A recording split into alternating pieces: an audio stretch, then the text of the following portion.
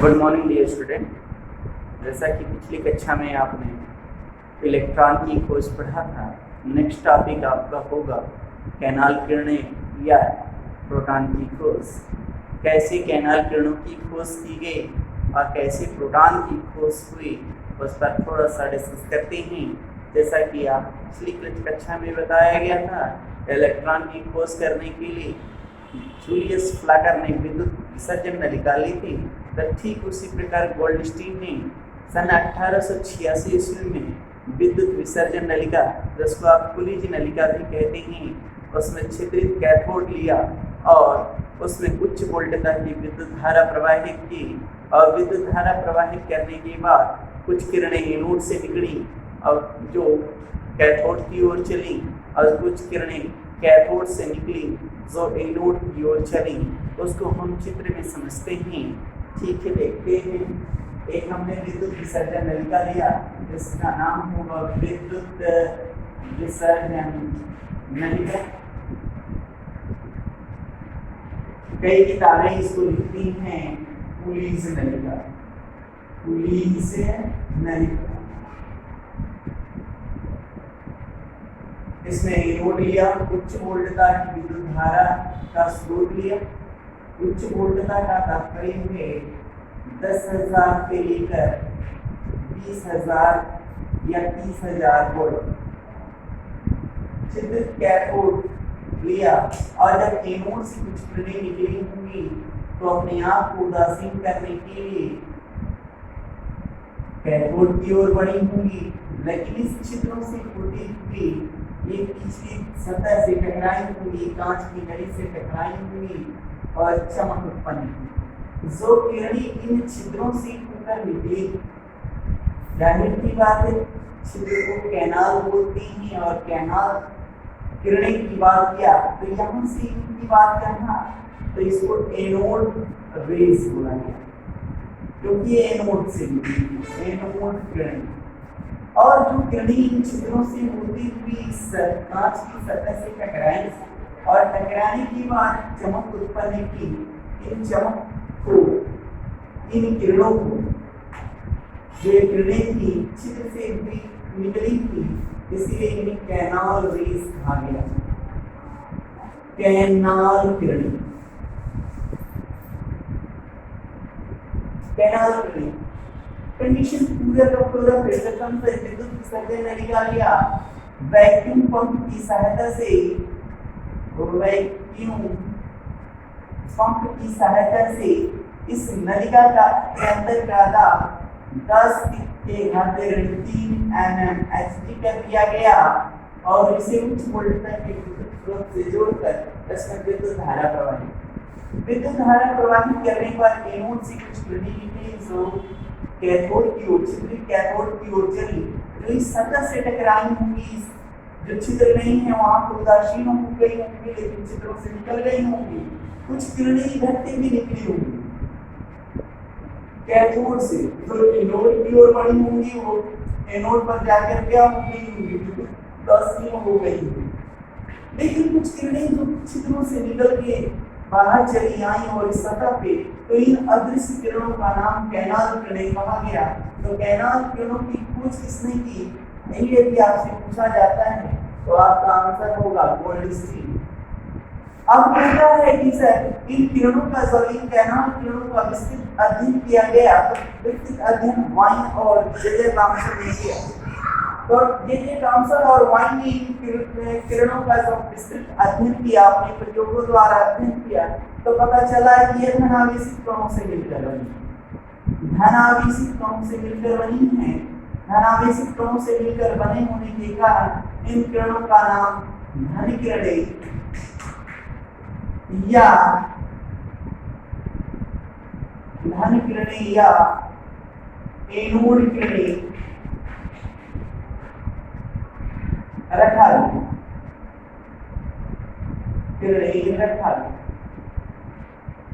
तत्पश्चात इनके गुणधर्म, धन किरणों के गुणधर्म की बात किया जाए तो ठीक उसी प्रकार जिस प्रकार कैथोड किरणों के गुणधर्म को पढ़ाया होगा, उसमें बतलाया होगा कि कैथोड किरणें सीधी रेखा में चलती हैं, तो यहाँ पर भी आप एनोड किरणें या धन किरणें सीधी रेखा में चलती हैं। इन्हें विद्युत क्षेत्र या चुंबकीय क्षेत्र में रखने पर यह अपने मार्ग से विचलित हो जाती हैं। ये भी जो गैसें, ये भी किरणें हैं, ये गैसों को क्या कर देती, आयनित कर देती हैं। फिर इसकी बात करते हैं तो इसकी जो वेधन क्षमता होती है वो कैथोड किरणों की तुलना में कम, लेकिन ये भी धातु की पतली पन्नी को भी आसानी से वेध देती है, लेकिन मोटी सतह से टकराने के बाद उस पर ऊष्मा उत्पन्न करती है। इन किरणों का जब अध्ययन किया गया तो हमने आपको बताया कि यह धनावेशित कणों से मिलकर बनी होती है। फिर जे टॉमसन ने इन किरणों के लिए, जैसे कि कैथोड किरणों की बात किया गया तो ऋणावेशित कणों का EYM ज्ञात किया गया था। तो यहाँ पर भी जे टॉमसन ने इन किरणों का भी, मतलब इन कणों का भी EYM चार्ज/अपॉन मास रेशियो निकाला, तो ये बतलाया कि यह एक नियतांक नहीं होता। भिन्न भिन्न गैसें जो नलिका के अंदर भिन्न भिन्न गैसें थी उसके लिए भिन्न भिन्न मान आया, मतलब नियतांक नहीं था।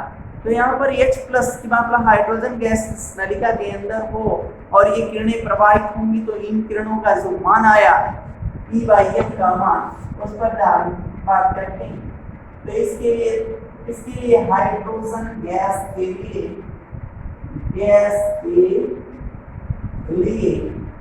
इन कणों का EYM का मान 9.57 गुणे 10 की घाते 4 कूलम प्रति ग्राम निर्धारित किया।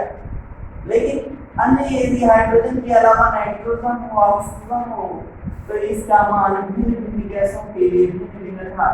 जबकि कैथोड किरणों की बात किया गया तो वहां पर जो हमने 1.75 गुणे 10 की घाते 8 कूलम प्रति ग्राम बतलाया था, वह एक सार्वत्रिक नियतांक था। इस नलिका के अंदर कोई भी गैस होगी, उस यदि वो ऋणावेशित कणों उससे टकराती है तो उसके EYM का मान सदैव नियतांक बना रहता था। मतलब यदि कहा जाए कि इलेक्ट्रॉन के लिए EYM का मान क्या होता है, तो आप कह देंगे किसी भी गैस के लिए नियतांक होता है। जबकि आप प्रोटॉन कणों की बात करें या आप इन की बात कर रहे हैं, हम अभी प्रोटॉन का जिक्र नहीं करेंगे। यदि हम अभी कैनाल किरणों की बात करें, धन किरणों की बात करें, तो इनके लिए जो EYM का मान होता है वह भिन्न भिन्न गैसों के लिए भिन्न भिन्न होता है। बात करते हैं प्रोटॉन की खोजकर्ता। किसी किताबों में आपने कहा गोल्डस्टीन लिखा गया, यह गोल्डस्टीन का जिक्र नहीं करेंगे। गोल्डस्टीन ने कैनाल किरणों की खोज की, धन किरणों की खोज तक आप बात कर सकते हो, लेकिन प्रोटॉन की बात नहीं। प्रोटॉन जो नाम है वो अर्नेस्ट रदरफोर्ड ने दिया था। अर्नेस्ट रदरफोर्ड का जो एक्सपेरिमेंट था उस पर थोड़ी सी बात कर लें तो ध्यान दें कि अर्नेस्ट रदरफोर्ड ने 1919 एक्सपेरिमेंट किया, प्रयोग द्वारा निर्धारित किया, और उन्होंने नाइट्रोजन गैस 714 पर अल्फा कणों की बमबारी कराई। अल्फा कण क्या होती हैं, तो इस पर भी बात करें तो अल्फा कण होती हैं हीलियम परमाणु के नाभिक, अर्थात हीलियम परमाणु से 2 इलेक्ट्रॉन निकाल दिए जाए तो अल्फा कण बन जाता है। इस पर +2 आवेश होता है। यदि इस पर नाइट्रोजन पर अल्फा कणों की बमबारी कराई जाए तो एक नया तत्व बनता है, वह है ऑक्सीजन, और प्रोटॉन उत्सर्जित होता है। 7 और 8 17 और 1 जो कण 7 को 9 होगा तो 8 और 1 9 17 1 18 14 4 18 होंगे तो 17 1 18। ये ऑक्सीजन का एक समस्थानिक उत्पन्न हुआ और एक नया कण बना, उसे नाम प्रोटॉन दिया गया। इसका जो द्रव्यमान होता है वो हाइड्रोजन परमाणु के द्रव्यमान के बराबर होता है, इसीलिए प्रोटॉन को 1 से भी नोटेट किया जाता है। तो यदि आपसे कहा जाए कि प्रोटॉन की खोज किसने की, तो अर्नेस्ट रदरफोर्ड ने जो नाम दिया था वो अर्नेस्ट रदरफोर्ड ने ही दिया था।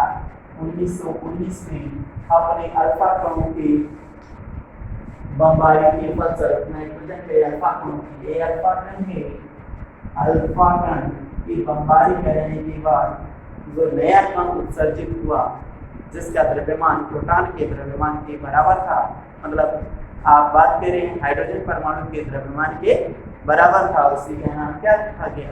प्रोटॉन रखा गया। इसके अलावा अतिरिक्त एक आता है लास्ट टॉपिक न्यूट्रॉन की खोज। हम न्यूट्रॉन की खोज की बात कर लें, जब अल्फा कणों की हमने बमबारी की बात कर ली तो हम न्यूट्रॉन की खोज की बात कर लेते हैं। न्यूट्रॉन की खोज सेंट सैलरी ने किया। हमने आपको पूरा टॉपिक बताया है बीटा पर नाच। तो जेम्स चैडविक ने न्यूट्रॉन की खोज की। न्यूट्रॉन की खोज कहेंगे सर कैसे किया, सबके लिए आपने चित्र बनाया। तो जेम्स चैडविक ने 1932 में हल्की कण जैसे बोरान बेरिलियम पर अल्फा कणों की बमबारी कराई। ऐसे बेरिलियम का परमाणु क्रमांक 4 और इसका परमाणु भार 9। इस पर अल्फा कणों की बमबारी कराई। अल्फा कण क्या होती है तो आपको भी बताया, हीलियम परमाणु की नाभिक होती है। बेरिलियम पर अल्फा कणों की बमबारी कराने के फलस्वरूप एक उदासीन कण उत्पन्न हुआ और एक नया तत्व बन गया, वो है कार्बन 6 और 12। और एक उदासीन कण बना जो विद्युत क्षेत्र और चुंबकीय क्षेत्र में रखे जाने के बावजूद विचलित नहीं हुआ अपने मार्ग से, और इस कण का जो द्रव्यमान था वो हाइड्रोजन परमाणु के द्रव्यमान के लगभग बराबर पाया गया। इस उदासीनता के कारण इसका नाम, न्यूट्रॉन होने की वजह से इसका नाम न्यूट्रॉन रखा गया। न्यूट्रॉन इसलिए आपने देखा होगा हमने न्यूट्रॉन को 0 या 1 से प्रतीक किया। तो 1932 में बेरिलियम या बोरान जैसे हल्के कणों पर अल्फा कणों की बमबारी कराकर जेम्स चैडविक ने उदासीन कण की खोज की, उसका नाम न्यूट्रॉन रखा गया।